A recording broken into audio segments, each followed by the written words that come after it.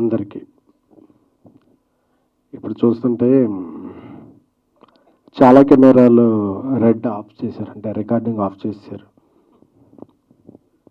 అంటే మీడియాకి ఎవరి స్పీచ్ వైరల్ అవుతాయి, ఏ పాయింట్లు వైరల్ అవుతాయి, అదే ఎవరి పాయింట్లు వైరల్ అవుతాయి, ఏది మనం రికార్డ్ చేయాలనే స్వాతంత్రం ఎలా ఉందో నిర్మాతలకు కూడా మేము ఎవరితో పని చేయాలి, ఎందుకు పని చేయాలి, ఎప్పుడు పని చేయాలి, మేము పెట్టిన వస్తే నే పని చేయాలనే స్వాతంత్రం ఉందని చెప్పుకోవడానికే ఈ సమావేశం. Please on your all cameras. Thank you.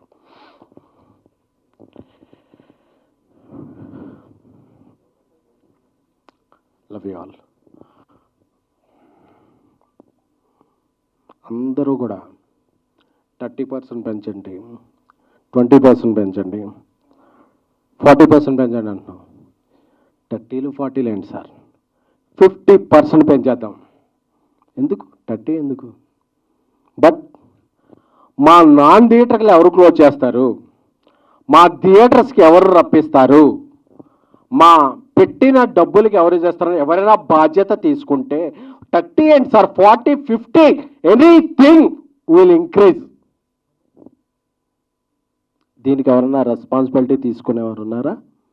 Federation అధ్యక్షులు ఇప్పుడు అనిల్ వల్లభనేని గారు, వాట్ ఎవర్ ఎనీ వన్. ఇక్కడ ఏంటంటే గుడ్డు పెట్టే కోడికే నొప్పి తెలుసుద్ది అన్నప్పుడు నిర్మాతలు ఒక్కళ్ళకే ఆ పెయిన్ తెలుసుద్ది. అరే ఇంత డబ్బులు వెళ్ళిపోయినాయి కదా, ఈ డబ్బులు వెనక్కిలా తీసుకురావాలి. రాయలసీమలో ఒక ఫైనాన్షియల్ దగ్గర వడ్డీకి తీసుకున్నాం, ఈ డబ్బు ఎలా రికవర్ చేయాలి. నార్త్ ఇండియాలో ఒక ఫైనాన్షియల్ దగ్గర అప్పు తీసుకున్నాం, దీనికి ఇంట్రెస్ట్ పడిపోతుంది, మనం సెప్టెంబర్ 25th డేట్ ఇచ్చాం, డేట్కి అవ్వకపోతే మన మీద నోటీస్ వస్తాయి ఇలా అని చెప్పేదండి. బాగున్నప్పుడు అందరం బాగుంటాం. When you're talking about rights, you should understand responsibilities also. 2022లో ప్రొడ్యూసర్ కౌన్సిల్ ఒప్పందం చేసుకున్నప్పుడు నేను అందరికీ అపీల్ చేస్తున్నా, చిన్న నిర్మాతలకి 25% తగ్గించి ఇవ్వండి అని ఫెడరేషన్ చెప్పింది. బట్ ఆ ఫెడరేషన్ రూల్స్ ఎవరో యూనియన్స్ పాటించట్లా. పెద్ద సినిమాకైనా నేను అదే లైట్ మోస్తున్నాను, చిన్న సినిమా కదా అదే లైట్ మోస్తున్నాను అని చెప్పి ఎవరూ తగ్గించలే. ఇప్పుడు సినిమా బిజినెస్ బాగా, thank you brother, cinema business బాగా. సినిమా అంటే నమ్మకం, అలాగే అమ్మకం కూడా. అమ్మాలంటే కొనేవాళ్ళు ఒక రేట్ చెప్తున్నారు, ఈ రేట్లో అందరూ బ్రేక్ ఇన్ అవ్వాలంటే మేము ఈ వేజెస్ ఇచ్చి ఈ హైక్స్ ఇచ్చి వేస్తే వెళ్ళట్లా. సో బిజినెస్ బాగున్నప్పుడు అందరం బాగుందాం అని చెప్పి, అలాగే ఒక తండ్రికి 4 పిల్లలు ఉన్నారు, అందులో 3 మగపిల్లలు, ఒక అమ్మాయి ఆడపిల్ల. అందరికీ బట్టలు బాగోలేదు, ఆడపిల్లకి బట్టలు మంచిగా కుట్టిద్దాం ఎందుకంటే అమ్మాయి బయటికి వెళ్ళొద్దు కాబట్టి అని చెప్పి ప్రొడ్యూసర్స్ కౌన్సిల్ నుంచి అందరూ 2000 రూపాయల వేతనం ఉన్న వాళ్ళందరికీ పెంచుదాం, ఎందుకంటే ఆడపిల్ల ఆమె బయటికి వెళ్ళొద్దు కాబట్టి మంచిగా 2000 రూపాయల వేతనం ఉన్న వాళ్ళకి పెంచుదాం, ఎందుకంటే ఆడపిల్ల మంచిగా ఉంటారని చెప్పి. అంటే 3 మగవాళ్ళు కూడా మాకు సూట్ కుట్టించమంటే ఏడ సస్తాం, సావాలా? ప్రొడ్యూసర్స్ సావాలా? పెంచితే అందరికీ పెంచండి, లేకపోతే అంటే ఇంటి బయటికి వెళ్ళి ఆడపిల్లకి మంచి డ్రెస్ కుట్టిద్దాం, మిగతా వాళ్ళని తర్వాత మంచిగా చూసుకుందాం అంటే ఆ ఆడపిల్లతో పాటు మాకు సూట్లు కుట్టించమంటే ప్రొడ్యూసర్స్ కావాలా? ఎందుకంటే ప్రొడ్యూసర్ అవసరం మాట్లాడట్లా. ఏమన్నా మాట్లాడితే 100 కోట్లు సినిమాలు తీసే ప్రొడ్యూసర్లు, బిగ్ స్టార్స్తో తీసే ప్రొడ్యూసర్లు మాట్లాడటం వల్ల ప్రొడ్యూసర్ అంతా క్యాష్ బ్యాక్ అయిపోతుంది. ప్రొడ్యూసర్స్ అంతా క్యాష్ బ్యాక్ కాదు, రైస్ బ్యాక్. మేము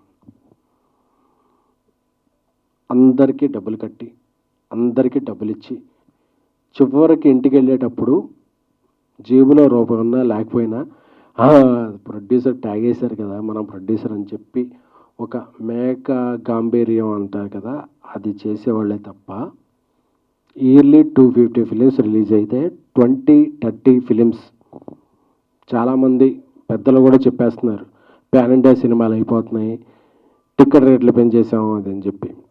అది చిన్న నిర్మాతలకి మిడ్ రేంజ్ నిర్మాతలకి ఏం వర్తించు, మా కష్టాలు వేరు. అందుకే ఈ ప్రెస్ మీట్ ఈరోజు. ఎందుకంటే ప్రొడ్యూసర్లో మాట్లాడక సోషల్ మీడియాలో ఇది వెళ్ళక నేను చూస్తుంటే సోషల్ మీడియాలో అందరూ కూడా హీరోలకు వందల కోట్లు ఇచ్చేస్తారు. వందల కోట్లు ఇచ్చేవాళ్ళు ఒకళ్ళో ఇద్దరు హీరోలు ఉన్నారు తప్ప మిగతా వాళ్ళందరూ కూడా. నేను ఇప్పుడు చెన్నై లవ్ స్టోరీ సినిమా చేస్తున్నాను. నా హీరో దగ్గరికి వెళ్ళి కిరణాపురంకి, బ్రదర్ మనకి ఇలా సిచ్యువేషన్ ఉంది, ఇలాగా మనం కొంచెం ఈ శాటిలైట్ ఓటీటీ ఇవన్నీ ఉన్నాయి కాబట్టి మనం ఇలా చేద్దామంటే, అన్న మంచి సినిమా చేస్తున్నాం, నాకు ఎలా అయినా ఓకే, మీరు బాగుండండి, మనం బాగుందాం అని నా హీరో నాకు ఇది ఇచ్చాడు.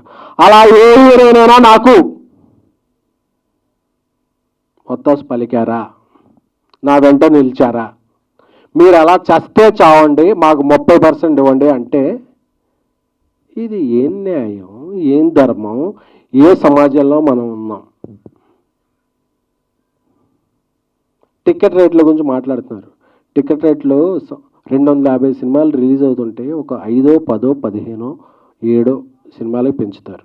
మిగతా సినిమాలకు మామూలు రేట్లు పెంచుతున్నా, మామూలు రేట్లు ఉంచుతున్నా థియేటర్కి జనాలు రాని సందర్భంలో పాన్ ఇండియా సినిమాలు అయిపోయాం, మీరందరూ బతికేస్తున్నారు కదా అంటే అందరూ వాయిస్ వినిపించాలని వచ్చారు. కానీ these are not rising producer, these are burning. మండిపోతున్నా అంటే బర్నింగ్ అంటే కాలిపోతున్న ప్రొడ్యూసర్. We are like candles. మేము తగలబడిపోతూ ఇండస్ట్రీకి వెలుగునిస్తున్న ప్రొడ్యూసర్లే తప్ప we are not earning, we are learning this process. Industry బాగున్నప్పుడు అందరూ బాగుంటారు, ఇండస్ట్రీ బాగున్నప్పుడు ఎవరు బాగోరు.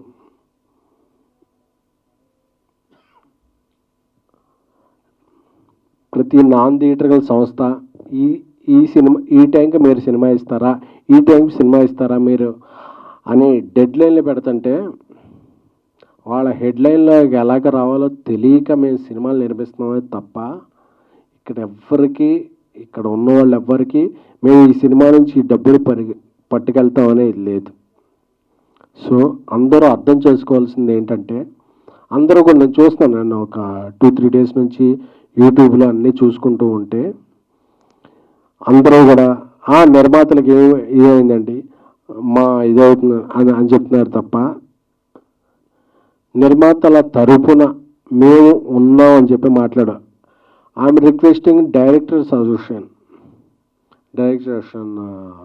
పెద్దలు వీరశంకర్ గారు, మిగతా ఇతర సిబ్బంది కూడా చెప్తున్నాం కూడా, మీకు హెల్త్ ఇన్సూరెన్స్లు అంటే మేము నిలబడ్డాం, మీకు సినిమాలంటే మేము ఇన్సూరెన్స్ ఇచ్చాం.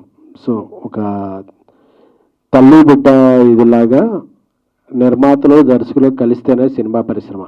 దర్శకుల సంఘం మీరు ఎటువైపు? ఐఎమ్ రిక్వెస్టింగ్ మా అసోసియేషన్, మీరు ఎటువైపు? సో మీరెవ్వరు కూడా మాకు నిర్మాత ఎలా పోయాడు మాకు సంబంధం లేదు, మీరు తేల్చుకోండి, మాకు ఈ సినిమాలు వద్దు. ఎవరి కోసం నిర్వహిస్తున్నాం? ఇది మా ప్యాషన్, నాట్ ఫ్యాషన్. మేము సినిమాలు నిర్మిస్తున్నాం ఎందుకంటే మనందరికీ మనకి తెలిసిన విద్యదే అని చెప్పి నిర్మిస్తున్నాం. నేను ఒక జర్నలిస్ట్గా, ఒక పిఆర్ఓగా, ఒక ఎగ్జిక్యూటివ్ ప్రొడ్యూసర్గా, ఒక కో ప్రొడ్యూసర్గా, ఒక ప్రొడ్యూసర్గా వచ్చి ఏమవుతుందంటే పెయిన్ తెలుస్తుంది. మనం ఎవరి కోసం సినిమాలు తీస్తున్నాం, మనం ఎవరికో ఇది చేయడానికో నిర్మించట్లా, మన ప్యాషన్ కొద్దీ నిర్మిస్తున్నాం.